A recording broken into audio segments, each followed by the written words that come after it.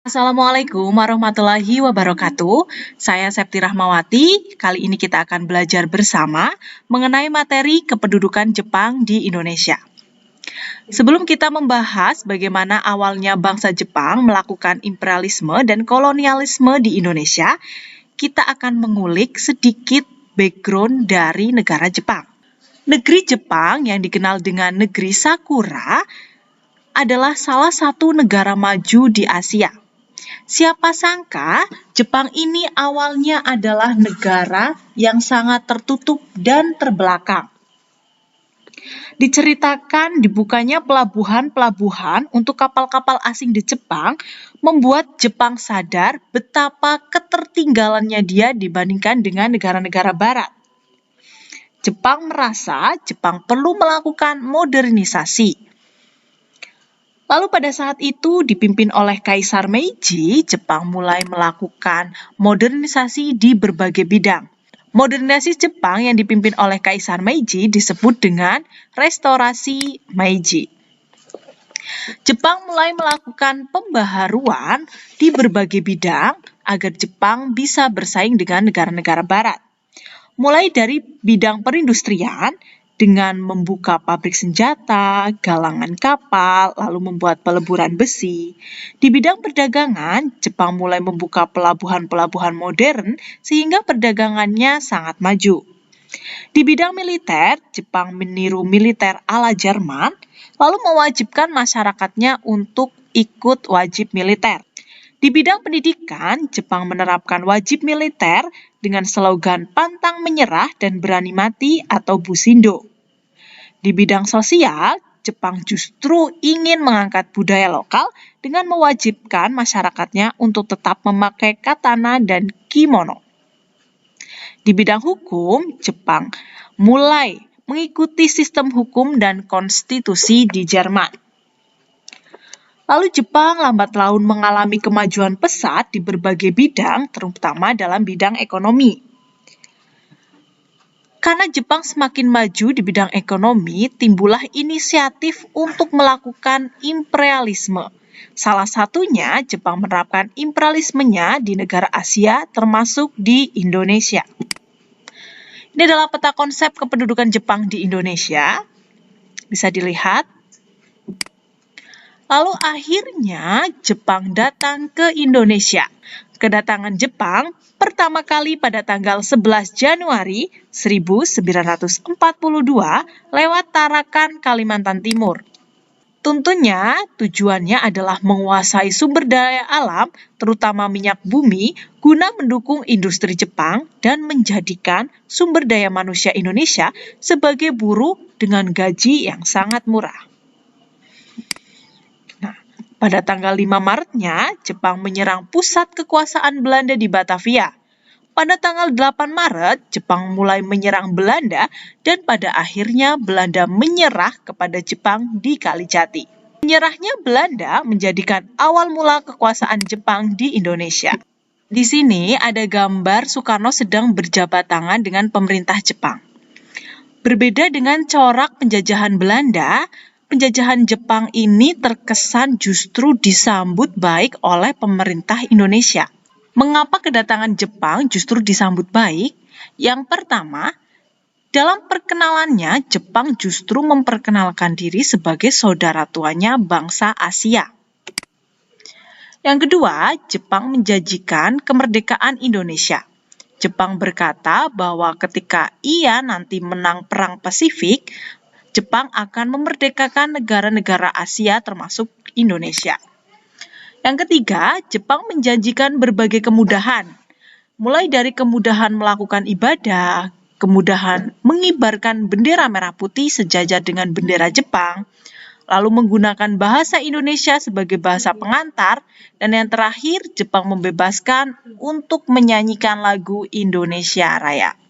Lalu apa yang dilakukan Jepang setelah menguasai Indonesia? Yang pertama, Jepang membagi wilayah Indonesia menjadi 3 daerah militer yang dikendalikan oleh Angkatan Darat atau Rikugun dan Angkatan Laut atau Kaigun. Jawa dan Madura masuk dalam Kaigun. Sumatera, dan Semenanjung Melayu masuk dalam Rikugun. Yang terakhir, Kalimantan, Sulawesi, Nusa Tenggara, Maluku, dan Papua masuk dalam Kaigun. Yang kedua, Jepang menerapkan sistem Tonarigumi atau RT. Jadi sistem RT atau rukun tetangga merupakan adopsi dari sistem Jepang. Yang terakhir, Jepang membagi 10 karesidenan dalam Shu, kota praja dalam Si, kabupaten Ken, kecamatan Son, dan kelurahan Ku. Jadi sistem kecamatan, kelurahan, kabupaten merupakan adopsi dari Jepang. Lalu dampak kependudukan Jepang di Indonesia. Berbagai dampak dirasakan oleh masyarakat Indonesia akibat dari kependudukan Jepang di Indonesia. Yang pertama dari dampak politik.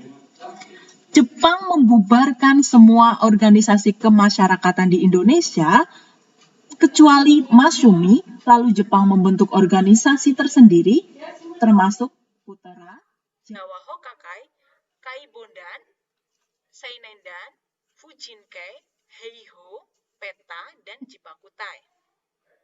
Kaibundan adalah barisan pembantu polisi, Seinendan barisan pemuda, Fujinkai barisan wanita, Heiho barisan prajurit, Peta pembela tanah air, dan Jibakutai barisan berani mati. Lalu dampak di bidang ekonomi, ternyata Jepang sudah mengeksploitasi sumber daya alam dan sumber daya manusia, dan pada saat itu produksi pangan merosot, terutama beras. Di bidang sosial, adanya penerapan Romusa atau kerja paksa zaman Jepang. Nah, Romusa ini ternyata sudah melanggar hak asasi manusia, di mana masyarakat Indonesia sudah dieksploitasi besar-besaran tenaganya. Lalu yang kedua ada fenomena Jugun Ianfu atau wanita penghibur. Jadi ada sebuah buku yang berjudul Cantik Itu Luka.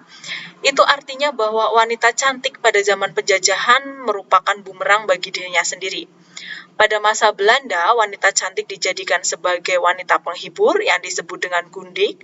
Lalu pada masa Jepang, wanita cantik dijadikan wanita penghibur dengan diberi nama Jugun Ianfu. Lalu dampak di bidang pendidikan, jumlah sekolah menurun drastis. Hal ini dikarenakan karena Jepang fokus terhadap pendidikan militer. Bahkan guru-guru dipergunakan dan dipekerjakan di pegawai pemerintahan Jepang. Dan yang terakhir, dampak di bidang kebudayaan ada dampak Seikerei, yaitu adat membungkukkan badan untuk menghormati dewa matahari atau orang yang dianggap dewa atau orang yang dianggap patut untuk dihormati. Yang kedua, Jepang membentuk pusat kebudayaan Kemin Bunkei Shindoso. Nah, ini ada gambar Romusa, di mana orang-orang Indonesia sudah tereksploitasi dari segi sumber daya manusianya. Lalu ini ada gambar Seikere dengan cara membungkukkan badan untuk menghormati orang. Ini adalah budaya Jepang. Dan ini ada gambar Jugun Ianfu atau wanita-wanita penghibur pada zaman Jepang. Perjuangan meraih kemerdekaan pada masa kependudukan Jepang. Jadi ada perjuangan yang bersifat kooperatif dan ada perjuangan yang bersifat pergolakan senjata. Perjuangan kooperatif. Tokoh nasionalis di lembaga penting bentukan Jepang menggalang persatuan untuk meraih kemerdekaan. Kita tahu bahwa Jepang membentuk organisasi-organisasi seperti Jawa Hokakai, Peta, Heiho, Seinendan yang di dalamnya anggotanya adalah orang-orang Indonesia. Mereka meskipun masuk dalam organisasi bentukan Jepang, tapi mereka saling menyemangati dan menggalang pesan persatuan bagaimana Indonesia nanti merdeka. Yang kedua ada perjuangan gerakan bawah tanah yang dipelopori oleh kelompok Soekarni, kelompok Ahmad Subarjo, kelompok Sultan Syahrir, kelompok pemuda, yaitu ada kelompok sekolah tinggi kedokteran dan sekolah tinggi permusyawaratan perwakilan. Jadi perjuangan secara kooperatif ini lebih ke bersifat halus dan sembunyi-sembunyi. Lalu perlawanan bersenjata pada masa kependudukan Jepang. Yang pertama ada perlawanan rakyat Aceh pada tahun 1942 yang dipimpin oleh Tengku Abdul Jalil. Dan pemberontakan di Meuru tahun 1944 di bawah pimpinan Tengku Hamid. Yang kedua, ada perlawanan di Kabupaten Indramayu pada tahun 1943 yang dipimpin oleh Haji Madrian. Yang ketiga, ada perlawanan di Kabupaten Tasikmalaya pada tahun 1943 yang dipimpin oleh Haji Zainal Mustafa. Dan yang terakhir, ada pemberontakan PETA di Blitar pada tanggal 14 Februari 1945 yang dipimpin oleh Supriyadi. Itulah materi kependudukan Jepang di Indonesia. Untuk selanjutnya, kita akan belajar lebih banyak lagi mengenai materi sejarah Indonesia bersama saya, Septi Rahmawati. Terima kasih. Wassalamualaikum warahmatullahi wabarakatuh. Salam Historia.